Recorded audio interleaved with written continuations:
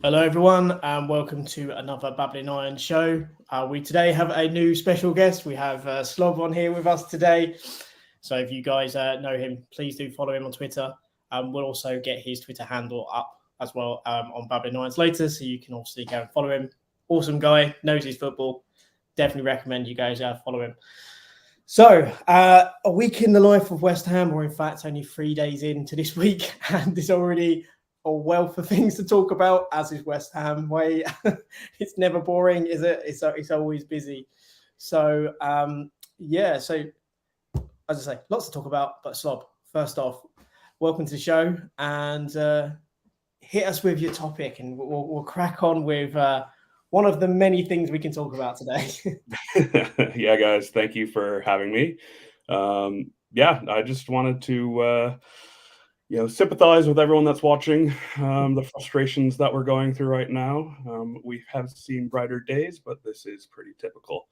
So let's get into the first sort of topic would be transfer window, as we're smack dab in the middle of it. The end is coming closer and closer each day. We still haven't done much. We've signed a Brazilian guy, that looks like he's going to be, playing in our second team, but my focus is more on the lack of recruitment around a center attacking mid.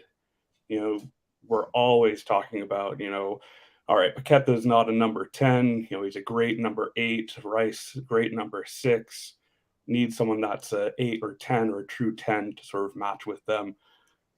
I just find it tough that we haven't had that sort of player since we had Lingard on loan playing in that sort of 10 spot. It's just with the lack of news around that, that's been something that's on my mind. Probably seen me tweeting about it if you do follow me. If you don't, it's I am Slob on Twitter. But I'd love to hear you guys take on the number 10 role, and obviously, Mike, I know some of your thoughts, but let's steer away from those for a little bit. Yeah, I'll put us over to Frankie first, just so I don't have a meltdown about a certain player who may be going to Bournemouth. But I'll pass over to Frankie first. Yeah, no, it's an interesting topic. We were actually me and Sloth were talking about this the other day with the Lingard situation and how nullified we've been in terms of our attacking threat, and we don't have that, like you mentioned, number 10 who was making those runs directly in behind and creating so much space for the other players. Like Fornals would often play on the left, and that would create so much space for him to come inside. You'd see him drift inside so many times, playing the likes of Bowen on the other side. You had Lingard producing moments of magic. We don't really have that spark. We have good, technical players in, we want to see a midfield three of Rice, Paqueta, Fornals. I think most fans were kind of, encouraged by that midfield three. But there isn't that kind of burst of energy, that burst of pace. Antonio in the last 2 years, we can see is slowing down and getting worse. And now we've got Scamacca. He's not going to do that. He's not the type of striker to, stretch the play and play with that kind of 4-3-3 system. It suits him in certain ways, but it doesn't suit how Moyes wants to play in terms of the defensive structure. And I think Lingard was such a big component, and it's probably why he wanted him so badly in the summer. Probably too much, to our detriment. But it's an interesting topic, and I think a number 10 is still in the game. You look at Arsenal, look at Odegaard and what he does for them, and how he kind of orchestrates their attacks, not just from deeper positions, but also in the advanced areas. And I think we're kind of missing that at the moment, especially with the midfield we are selecting with the likes of Souček as well. But yeah. It's an interesting one as well, because we have a number 10 that's currently out on loan doing incredibly well in Italy. But again, we have firmly shot ourselves in the foot there by getting a player out the door as quickly as possible, agreeing the lowest possible fee, and then seeing them flourish, which is the most West Ham of transfers that can ever happen. I think, you're right, Slob. There's been a lot of talk around the forward, but not enough talk around the creation of goals. That's been our biggest problem. If you look at the statistics, we put up one today about expected points, we should be higher. But ultimately, when you look at the expected goals and also how much we create in the area, the problem isn't necessarily the centre forward issue. It's about how we get the ball through midfield and then create. We are not scoring in the areas. We covered it in the last couple. Only our last 3 goals from open play from outside the area. So unless we're scoring worldies or getting a penalty, we ain't scoring at the moment, because we can't work the ball through the phases and work it into the box. So, I think it's a fantastic point, and it's one that not raised enough, I think, within our fan base. There's such a concentration on, we need to score goals, but there's a lack of conversation around, well, how do we create them? So I guess the question I would now throw back at you, Slob, is looking around in the market, who would you be looking to move for? Well, I can say one thing. One of the guys that we were linked with over the summer, Zielinski at Napoli, there is absolutely no chance we'll be able to get him now with Napoli's form that they're in. I don't think that they'll be selling anyone. I know that he's, got a year up on his contract in the summer. That may be the time that we could look at him, but who knows where we will be at that time. Yeah. So looking around, it's one of these things where, we could look at a domestic transfer for, someone like a Conor Gallagher, that isn't really getting too much time at Chelsea. I know that he's not really a true number 10. He's sort of that 8-10 sort of role. He does have some sort of attacking sort of abilities in there, but he would be, I think, best suited next to Paqueta, with those two at top of Rice. He's got the pace. He's got the sort of aggressive, defensive play that we would be looking for. So in terms of domestically, I think a loan for Gallagher, I think would suit sort of both parties, Chelsea and, West Ham, due to the fact that I don't think that they're looking to sell Gallagher to Crystal Palace right now, even though that probably would be his, destination of choice. I think that it's a low risk, high reward for, Chelsea to loan Gallagher out to us, where, if we do go down, he's right back into Chelsea's squad. If he does very well, then his, value increases over the summer. So if Crystal Palace wants to come back around for him, they're going to have to shell out more money. So that would be sort of one of the players I'm looking at. Another player that, has been mentioned a couple of times here and there, if they wanted to make a splash, would be James Maddison at Leicester.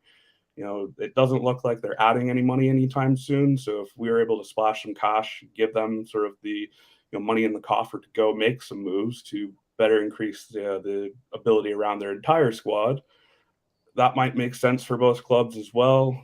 So those are sort of the domestic players. I'll stop there. I have a couple of international guys that I'd love to chat about, but I'll leave it from there. Yeah. So I think from the domestic ones, it's a couple of great shouts. Obviously, Conor Gallagher did so well for Palace.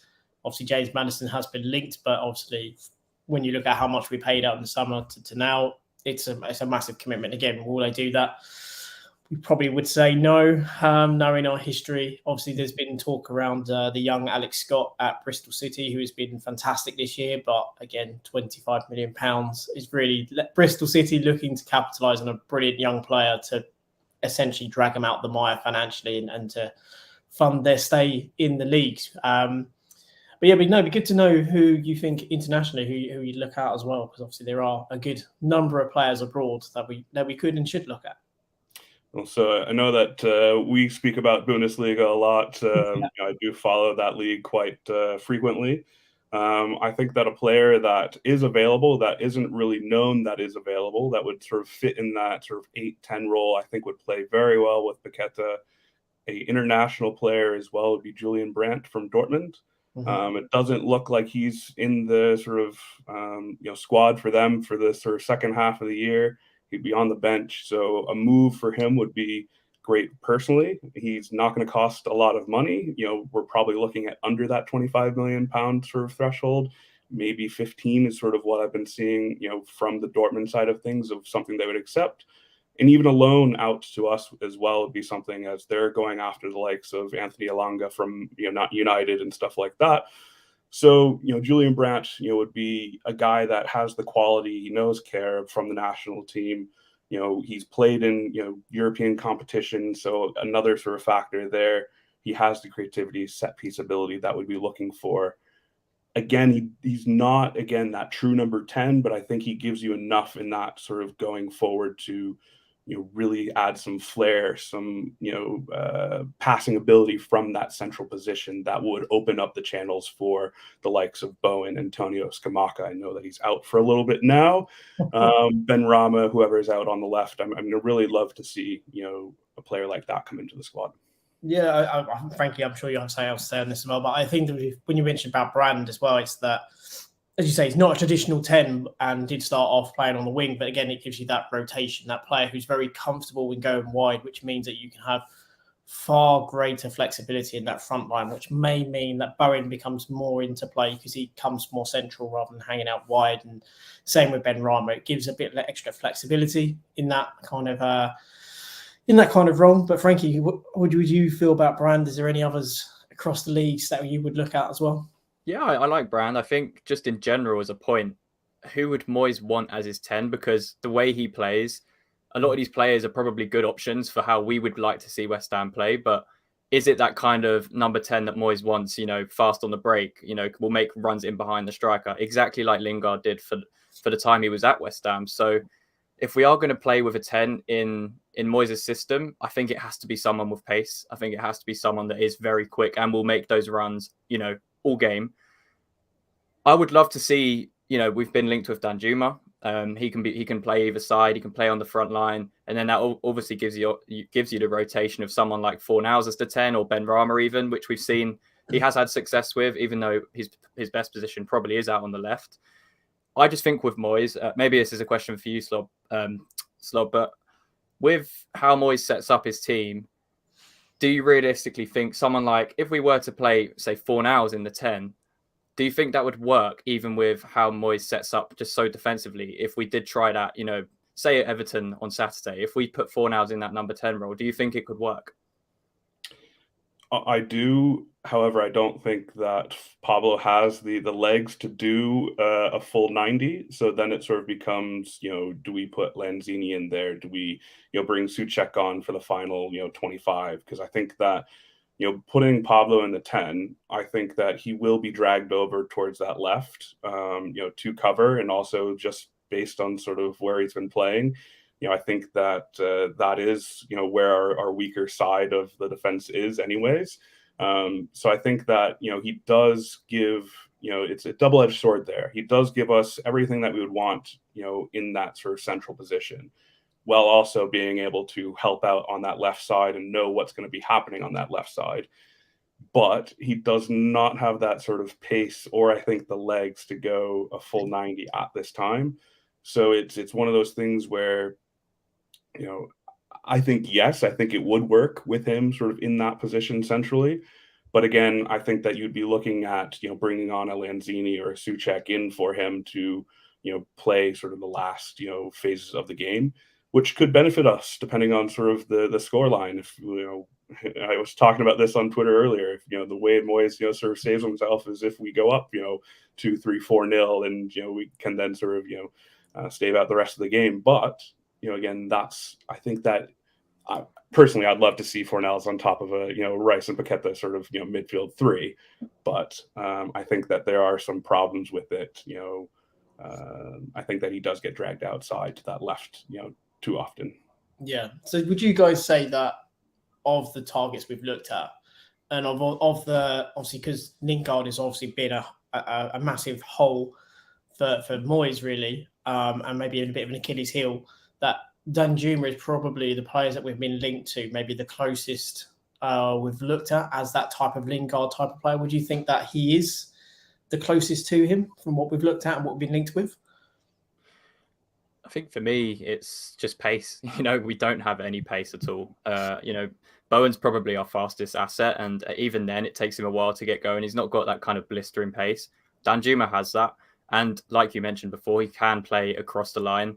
Very versatile player, still only 25 years old.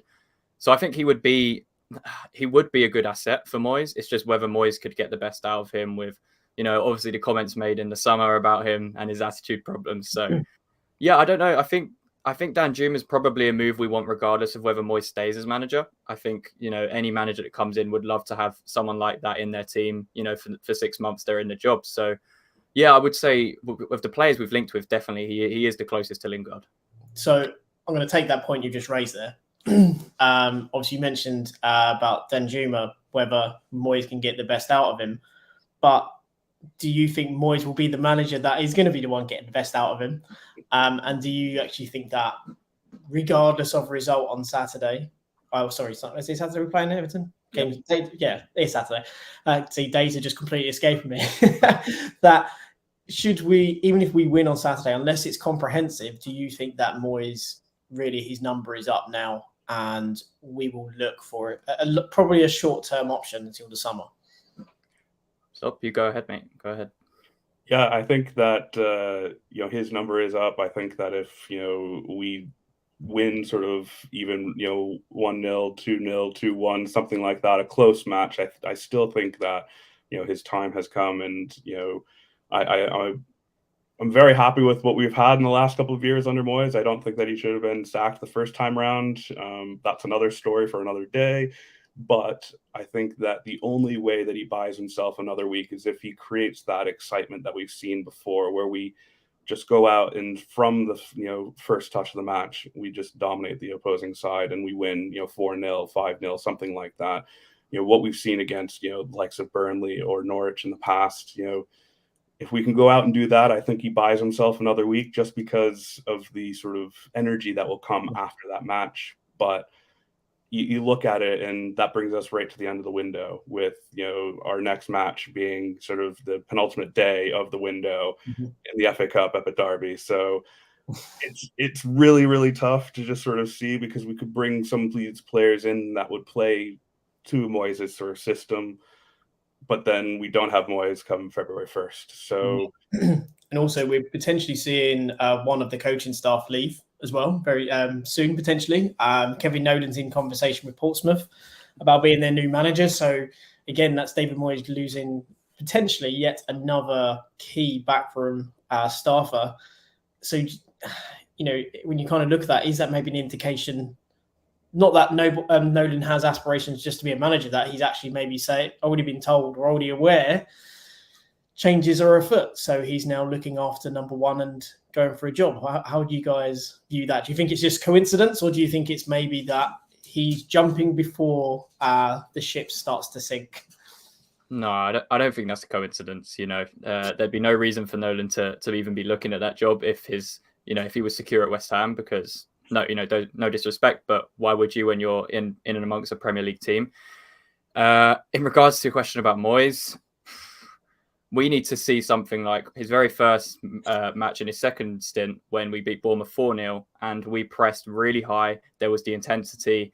Haller was scoring that day. I think Anderson as well. So I think that's the only way Moyes kind of keeps his job, is if he completely changes his approach, goes all out for it, shows that pressing side that we know West Ham can play and look pretty good in. And, we've seen that a couple times in the last few games, in very brief moments. But in terms of Moyes, I think he's done. I think if we win, he stays, because like you mentioned, we've got the FA Cup match after that. And then we've got 3 really tough games. We've got Newcastle away, Chelsea at home, and then Spurs away. So I think beating Everton is a massive 3 points for the club, and I don't think they'll act on it if we do get those 3 points, because in the back of their mind, they'll be thinking, maybe we're not in, complete despair right now. We are out of those depths a little bit, and we can probably afford a bit more time to maybe look at other managers in case we don't get anything from those next 3 games coming up, or even in the FA Cup clash. So yeah, I don't personally see us smashing Everton. I don't personally see us beating Everton on Saturday. So yeah, I'm pretty sure this will be Moyes' last game for us. Yeah, and I was going to say, obviously there are rumours about a board meeting happening prior to the Everton game. Now, obviously, if you expected, or if you was anticipating Moyes to win, and therefore if you was anticipating that, there would be no need to have that conversation as to, well, if we win, we're going to keep him on. So again, it's a bit of conjecture, obviously, but reading between the lines, looking at all the links and the heightened links, you would maybe suggest that the conversation is to maybe review the candidates that they've spoken to and maybe start to prepare proposals, maybe in line for if we do lose. But again, it could also be, let's get the proposals ready, win, lose or draw, because let's face it, we could win that game and it could be then cited that the emotion of the day, because it's the tributes to David Gold, the players played up and went on to win. Obviously, that could be part of a factor. So it is going to be interesting, and obviously, we all kind of think that maybe it is his last game. But obviously, going into that game, sorry, Phil, to be the bearer of bad news, the rumor is yes, he is injured, and potentially he is out for a month. So again, we've talked about the need to obviously get those creation of goals. again, our search for a striker has been, let's just say, slightly static. By the looks of things, I think Alan Nixon has stated that we have now progressed in our conversations with Moffey, which would suggest we've maybe restructured our deal, maybe offered him more money. But do you guys think that that deal will happen in light of Bournemouth's owner owning 30-odd% of Bournemouth? Do you think he's going to allow, bearing in mind he's a very new partner within that piece and owns about 36%, do you think he's going to allow Lorient to essentially strengthen a relegation rival? I'll answer this one first. I know of Foley, the new owner, due to, obviously, if you haven't realized by now, an American sort of sitting here in East London. So just to sort of break the ice, if that's a surprise to you guys, then, welcome to the show.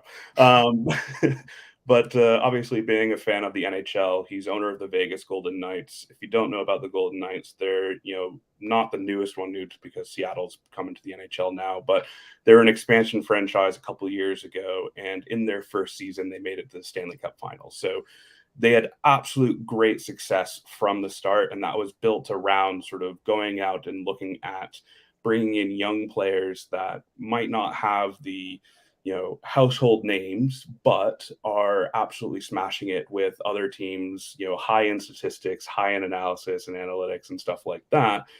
So obviously looks like he's bringing some of that into the club here. And yeah, I don't think that he would allow that to happen, especially with him sort of looking at purchasing, a stake in the team that, Moffey is coming from. So he has the stake. The stake has all been well and truly approved. Hence why they've now got Otera and potentially in a good position to sign Lefay, although supposedly Lefay is not too keen himself on that move. But so I think that that's a type of player that he would be all over for getting to Bournemouth. And I don't know. It's a tough one because obviously we do have the sort of location of London, sort of a little bit more metropolitan aspect of things, but we do have the likes of Skamaka that would be starting in front of him, where going to Bournemouth, it looks like he'd be sort of their number 9 sort of right away. So yeah, I mean, for him, I think that would be a better shout to go to Bournemouth, but I would love to see him in the claret and blue. Yeah, so Alison here is obviously saying, Moffey, we don't have a chance, obviously because of, as we've been talking, the Bournemouth links at the moment, and obviously with the Nottingham Forest buying more players, as it seems to be tradition with Nottingham Forest, is every window they'll want to buy another team to come in. Obviously, that makes Lingard available. I will put it out there now. I would not want Lingard coming to West Ham. I do not see the point of Lingard. He has been terrible for a majority of the season.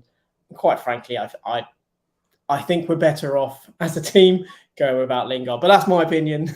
I will open this up. Obviously, what are you guys' thoughts on that about potential try for Lingard? And obviously we've kind of touched on the Moffey one, but do you think it is dead and buried regardless of reports sounding more promising in that regard? It would be pretty pretty funny to see Lingard come back and Moyes lose his job. I think that would be quite ironic, but no, not a chance. I don't think there's maybe 5% or less West Ham fans want Lingard. Like, we are way past that. Regardless of the position we're in, like, we would be absolutely stupid to even attempt or even go for that move with what happened in the summer and the position it left us in. There's plenty of other talent out there. There's plenty of other younger talent out there. There's much better options. So, yeah, big no from me for Lingard. What about you, Slob? What's your thoughts? Yeah, I'll pass on that one. We do have the domestic loan spot available, but that would be a big no from me. So moving away slightly from the transfer window, which at the moment is, well, quite frankly, it is non-existent for us. We don't even seem to really have anything close to being accepted as a bid. Obviously, we've talked around the insecurity around David Moyes. So it kind of leads on to Mr. West Ham's first 18 days in the job at West Ham. He has a huge job on his hand. Obviously, Moffey is rumoured to be a player that he has really pushed So you would suggest that he's quite involved in those negotiations to try and convince him to come to West Ham. Quite frankly, if you want someone to try and convince someone, I don't think there's a better person than him to kind of say why you should join.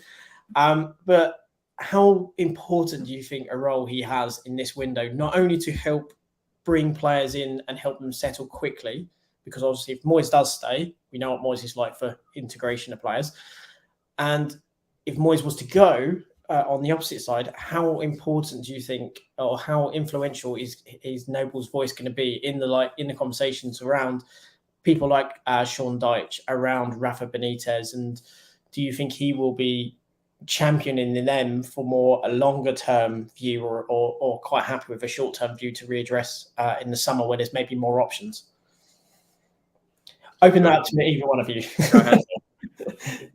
Go on, Slob. You go.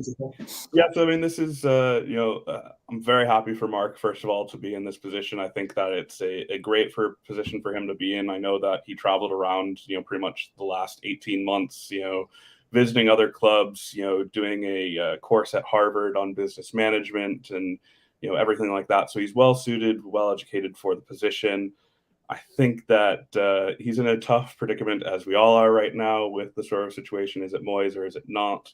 I think he will have a big say on that. And I do think that he is someone that I personally believe, this is not coming from anything else, that is in David Moyes' camp and is pushing for him to have more time. I think that, when it comes down to Moyes leaving, if we do lose on Saturday to Everton, I think that, yes, it would be, someone that, Mark does trust. The like of Sean Dyche coming in, I think would be probably, again, this is my opinion, Mark's sort of, number one choice for the job. I think that, one, he sort of gets the sort of team, the makeup of the team, sort of the makeup of the fan base as well, what they're expecting, and sort of how to get the best out of some of these players. For me, Rafa Benitez, I know that he has a great sort of, track record, but I don't think that's the right fit. Not sure about his relationship with Mark either.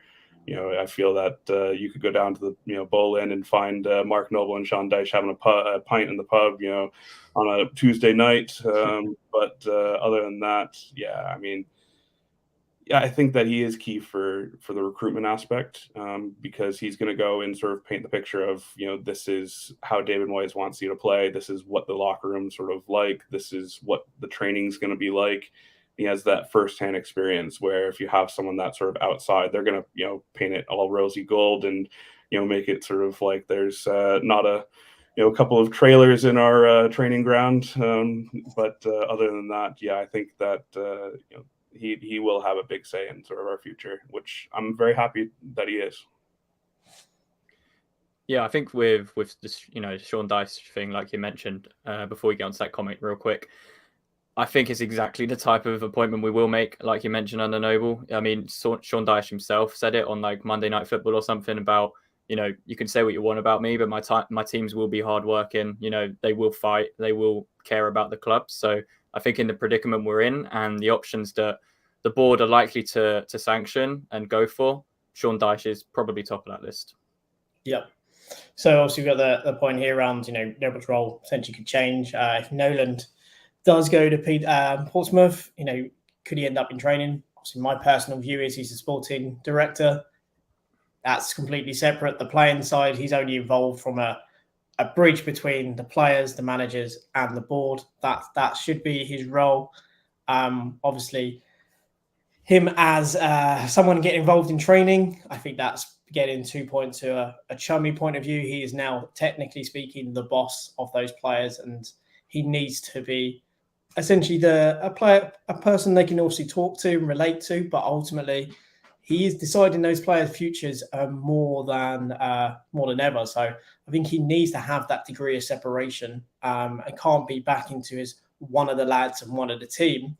Obviously, he will probably muck in should we go to a caretaker manager piece for a while. We have a caretaker manager and we need people, obviously, part of the training staff. But I think, obviously, in his new role as sporting director, he has to keep that level of separation to obviously not fall into the trappings of, being an ex-pro, being a coach and being a part of the team and be part of the lads. He has to be a bit more on that kind of, I guess, that focus on informing a manager, helping and guiding a manager as to this is the culture we want, this is the types of players we should be bringing in or want to bring in, and also looking at how we want to implement and give a greater pathway to youth as well, which has obviously been something we have not seen a great thing of. I know those people like to harp on about debuts. Debuts mean nothing if they are not backed up by minutes.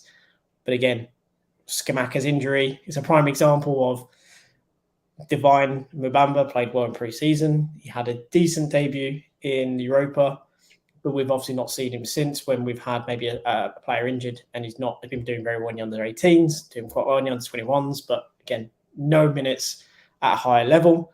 So we may be in a position, if we can't sign the striker, that we have to rely on him. But again, do you guys feel that that's one of the areas Moyes has to work on if he does stay, and Noble has to really give him that confidence to maybe trust a bit more into youth, because it is something we do struggle with having one of the oldest squads in the Premier League. And I don't believe we've given, apart from Divine's debut against Arsenal in the Premier League, I don't think we've given any player under the age of 21 any minutes this season. Yeah, I think for me, it's I understand where most fans come from, where they want to see the youth come through a lot. And I think just right now it's a very difficult thing to do, especially from a business point of view, because you're in a relegation battle. Are you going to chance it by playing someone like Mubama up front that could go on, 5-6 games where we're trying to get him to score a goal and there's a lot of pressure on him? Or do we slowly integrate someone into the squad? Because we've seen it work before with Rice. He came in when we were struggling. We went to a back three. No choice. That's the point I'm raising, is that we are not integrating youth, and we are only using them as and when we absolutely have to, because we've shot ourselves in the foot through poor recruitment. That we've got to look at these players as part of that recruitment process, and we're clearly not. We're looking at them as a last resort, and that now we may have to actually rely on Divine, because let's quite frankly be honest, at the moment Antonio couldn't score in a brothel, and we're on about Divine might go 5 or 6 games without scoring. At least I've seen him make contact with a football. I know I say it every week, but I'm sorry, no professional footballer should be swinging like he did. So, I think it's a tough one, because players like Declan Rice is a very small chance that we produce a player like that, of that quality, at such a young age. And we've seen Ben Johnson come through as well.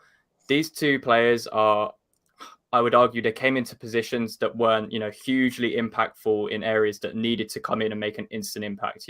Rice came into a back three and had a lot of support around him, and yes, he performed really well and did help us in that season, but he wasn't the determining factor. It was players like Arnautovic up front that kept us up. And then you look at someone like Ben Johnson that came through, made his debut at Man City away at like 18 years old or whatever it was. Again, it's not a position that is going to be the be all or end all of whether you stay up or not.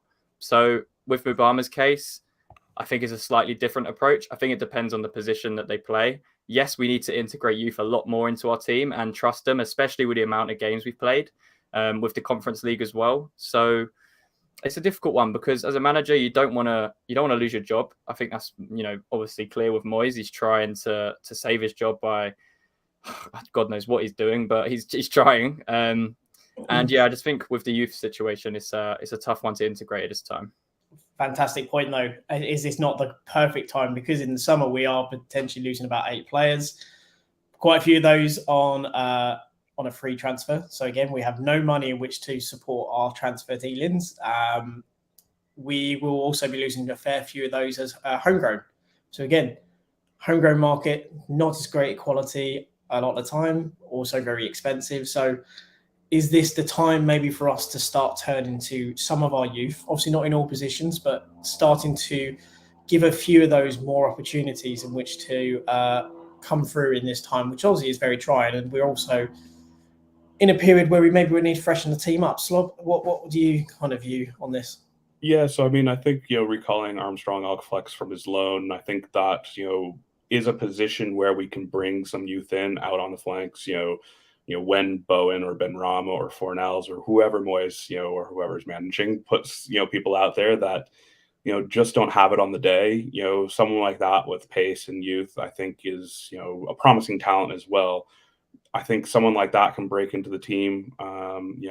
Seeing the rumors around Pierre Ekwa, that's a little troublesome, as I think that he's another player that is a great talent from everything that I've seen. Especially when I've watched some of the matches from the under 23s.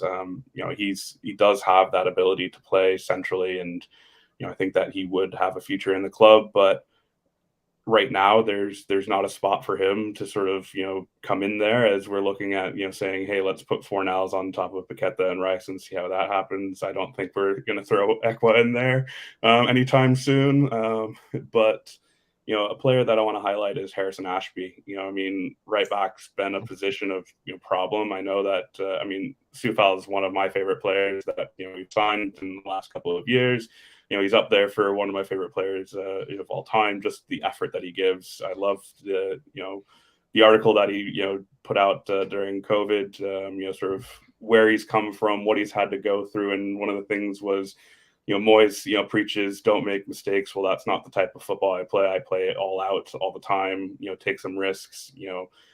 I love that about him. I think that it's a position though where we could see Ashby coming in, especially with the links of him leaving in the summer. If we give him first team minutes and he proves himself, yes, it might be hard that if he leaves us in the summer, after proving himself, that's going to be tough. But if we give him the minutes, he's come through the academy. It's one of these things where hopefully we can get him on for another year or two, and then go from there. But yeah, I think that's, again, very much so. I agree with this. It's situational. You can't sort of throw these guys into areas where we're having problems, but have players that can play there. But yeah, I'll leave it from there. So what do you think, Frank? Do you think for the likes of, say, Ashby to have a chance, he would need Moyes to go for him to have a chance in the final run-in for the season? Because obviously we've talked around how we lack quality going forward. Ashby's always looked quite good in that regard. Defensively, he's not necessarily been tested as much, but whenever he's played, he has looked quite a well-rounded defender. Do you think that he's a type of player that if Moyes was to go, could see actually this is his chance? The same with Johnson, could also see his chance, maybe even at left back for Johnson, because he's tend to do quite well at left back as opposed to right back sometimes. Do you think for those two who seem like they've been frozen out really this season in many regards, do you think Moyes going could rejuvenate them at West Ham? Because also we're struggling to sign a contract with Johnson as well, so that's another player that could be going next year because of his contract situation.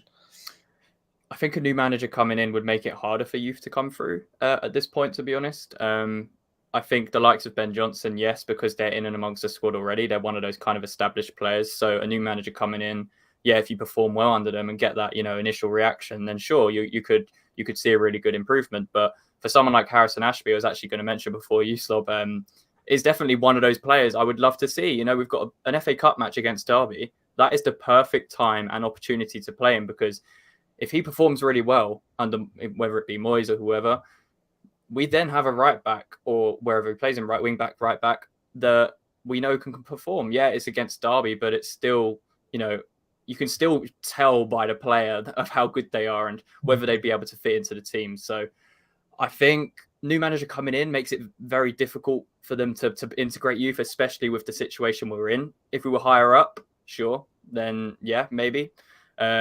But under Moyes, he's always been like this. It's been very difficult to integrate youth through Moyes. We've seen, like you mentioned, in the likes of the Europa League last season, Europa Conference League this season, they will play when the matches are pretty much done. We saw it in game week 6 of both of those campaigns. We saw a completely different youth side. But then that's it. It's kind of like, well, here you go. Here's one game to show what you're about, but then you're out of the squad for the next 10 games. So I think Moyes has to take a lot of the responsibility with that, because there's been clear signs the likes of Ashby are probably good enough to be given a chance right now. And because of how poor we've been at right back, it makes no sense to keep playing the same players that are underperforming, especially when you have such a highly regarded talent in that position. So yeah, whether a new manager would change that, I don't know. I don't think so. Yeah, something to add from my side here as well is, under sort of Moyes and even sort of some of the other managers in the past, we haven't had the squad depth where we can loan some of these players out to other Premier League clubs or Championship clubs to get first team minutes. So we're stunting the growth of some of our youth. So we don't truly know, can they play at this sort of level? Because again, they've done it at U18, they've done it at U23, they've done it, in match week 6 of, a European competition when it's done and dusted. But, can they week in, week out, give, hopefully 90 minutes, but probably not that at sort of this stage of their career, to sort of help the squad. And I think that's something that's frustrated me is, again, coming back into, squad depth, getting some of the recruitment done, being able to loan these guys out to, better clubs than, League Two, League One. No offense to any of those. I know that we're looking at some of the players from there to, bring in this window, but yeah, I think that that's a problem that we've faced as well. Yeah. So, Alison's point, do you think as a whole, the under-23s are, lacking motivation? Obviously, we lost the last 12 from an under-23 level, which is obviously a complete flip to the under-18s, who have been absolutely sensational. Do you think that is because there is a lack of a pathway, lack of opportunity, that the drive to perform is there? I don't personally maybe agree with that. I just think it's that there's a lot of rotation when you look at that team. There's a lot of players being dragged out and put into the under-18s and then put into the under-23s, I think, as well. And I think obviously we have lost some players. And, I just kind of one thing I want to kind of mention on that before you guys maybe can have a talk is that I think one of the things that we struggle with, when you've mentioned about the loans, not getting the loans, that we then haven't had necessarily the fortitude or the desire to understand or to even make the approach of, if no one's going to develop them, we need to develop them ourselves. I think that used to be our mantra. We would get them out on loan. The low ones wasn't going so well. We pulled them back, and it's like, well, we'll just develop them ourselves then. Noble's a prime example. We did okay. Had a couple of loans, like half-season loans. Then we developed him. There's other players. For example, Collison we developed when he had a terrible debut against Arsenal, and with others where they've played badly, but we've taken the choice to actually develop them ourselves, which obviously something we're not really doing now. So, do you think that could be a factor in the under-23s, that because there seems to be a lack of a pathway, not many players are getting the chance to go beyond the debut, that's why they may be struggling? Or do you just think it's maybe a lack of quality at that level, or the level was just gone up a level for them? So I think it's a bit twofold there. Yeah, I'll chime in. I think that one, we don't have, again, the depth, to have the players there at the U23 level. I think our U18 squads have always been sort of very good, especially this year, the run that they're on. I love watching them. If you guys don't watch them, you should. There's some very special talents down there that, again, hopefully we should get them out on loan to serve a championship club, within the next year or two. But I think that, as a sort of putting my club business hat on for a second, as a business mechanism, the under-23 squad is a great way to go around and get talent to bring into the club that might not yet be there, to then, potentially sell on to another club, put them out on loan. So it's that method that, some of the big six do. I'm looking at sort of the Chelseas of the world, where they'll go and sort of get all the great young talent and then start, just loaning them out to other clubs, in other divisions. That's a prime example. Who've done it for years. They don't even have a youth team, but they have a B team, which is essentially an under-23 team, where they get them playing against the best youth systems across Europe, and then obviously developing their first team, or obviously some that go out on loan. So it's another prime example. It's not at the top end, like elite level, but are doing essentially elite scouting and elite development. Yeah, it's, again, that development and getting them out there, playing first team minutes somewhere else, getting their value up. And so you maybe, pay a training fee or a small transfer fee for a guy, and then could flip around and make a couple $100,000 off them, which go into, getting a player that you need for the first team that's, established in another league or in sort of one of the lower levels. So I think that, similar to what we did with, and when we acquired Craig Dawson, when we sort of, sent a player the other way to sort of lessen the fee, I think that's where we could really, sort of make a strong U23 team. And it, again, gives those players, hey, if I play well, at the West Ham U23, I could go out on loan to, XYZ club, and make sure that then I have the ability to potentially come back in and break into the first team. But yes, at this time, the manager sort of doesn't sort of allow that. But I think that in an ideal world, that's sort of what we need to start doing. Is all of us on Twitter are scouting around for the greatest, youngest talent all around the world. So I think that bringing some of those players into an under 23 squad, and then sort of being able to loan them out and develop them in house. I think that's something that's missing, and I hopefully Mark Noble's listening to this great podcast and takes note of that. Yeah, I think at least we'll see now with the likes of Noble that there will be a greater focus on the youth development and creating a pathway. I think he will over time look to make that part of the philosophy again, because the moniker of Academy of Football is, let's be honest, in the last 11 years or so has been an embarrassment. We've only really produced obviously Johnson and Declan Rice, which obviously fantastic. We've produced Declan Rice, but if you look at other teams who have brought through youth players and so on, they have a much better record. Even Fulham have brought through a good few, and two of them currently now play at Liverpool. So again, they brought through two, we brought through just one. Obviously, our one is world class, but there is always the chance that Harvey Elliott, for instance, could be a world class player based on his skill set. But just to wrap up the show, let's just bring it back into one last piece. Game on Saturday, how are we feeling? Go ahead. I can see one of those exasperated. I feel like we've got similar feelings, so you go ahead first, and I'll add on. Yeah, I just think that for me, this sort of feels like how I was sort of for the Eintracht Frankfurt home match. There's a lot of stuff going on pre-match. Big sort of expectations on the sort of outcome. This is a win or dies type of match for me. I just think that we might, be caught up in sort of the pregame festivities and let something in right off the bat, and that just is not going to be a good day out at the London Stadium. I think that we do end up not taking any points on the day.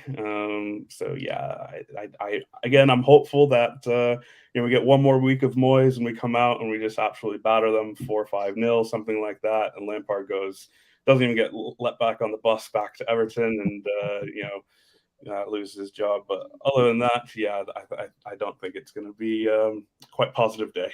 Yeah, Frankie, how do you feel about El Sacco? El Sacco's happening. It's definitely happening. It's coming. No, I agree. I think with the Scamacca injury, and also just complete lack of faith of us keeping a clean sheet at the moment, I think it's going to be very difficult for us to score 2 goals, especially if Everton play the way that Lampard played, away at the Etihad, very compact, very difficult to break down. And we know how bad we are at breaking down teams. We know how bad we are when the expectation is on us. Like Sob mentioned, it has that feel about it that we're going into it with such a need to win that it's just not going to happen. I can see us drawing the match, and I think the only positive really is we are playing the other worst team in the league. There isn't a better team to play for Moyes, in my opinion. This isn't a better fixture to have to save your job. So it's up to him. It's up to the players. We'll see the attitude of the players. It'll be interesting because they'll no doubt know that if Moyes loses this game, they will have a new manager. So it'll be interesting to see the approach of the likes of Ben Rama if he starts and their attitude on the pitch.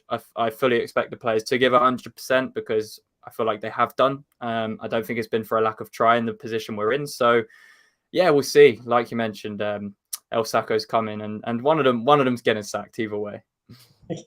Yeah, there could be a very much an in unison chant from both the home and away end. You're getting sacked in the morning. I think come Saturday. Yeah, pretty much like the time where West Ham and Chelsea fans joined together to sing "You Just a Fat Spanish Waiter" who could be potentially our part-time manager at some point I say part-time, but short-term manager in Rafa Benitez. But I think we should wrap up there. It's been a great show, guys. Obviously, lots to talk around. It being West Ham, it's never a dull moment. Something's always happening. Never the way we want it to, apart from the last couple of seasons. But it's been, yeah, it's just already been a busy week and we're only 3 days in. So let's see how Saturday goes. Obviously, there's the tribute to David Gold, which I'm sure will be emotional for people that knew him, obviously for the players and so on. So obviously, I expect everyone in the crowd will be obviously showing their respects for that, regardless of personal feelings. And then we'll all be up for the game until things go awry, then it could go a bit nasty. But we'll save that for our match review later in the week. But anyway, guys, great show. Thanks for coming on. And hopefully we'll speak again soon. Hope everyone's enjoyed it. Please do like and subscribe if you have enjoyed this. See, Frankie, I'm doing my job now. I'm doing what I should do. And taking my role. Exactly. If you don't follow us on Twitter, please do follow us on Twitter. Obviously, we will be putting out loads of content on YouTube, loads of content out on obviously Twitter as well, daily tweets, things about players, little mini threads and so on. So, please do join, please do get involved. And yeah, that's it. We move on, guys, and hopefully we get 3 points this weekend and we start turning a corner. But until then, Slob, I hope you know what we do now. Frankie, I know you do. So there's one last thing to do, guys, and that's come on, you Irons. Come on, you Irons. Come on, you Irons.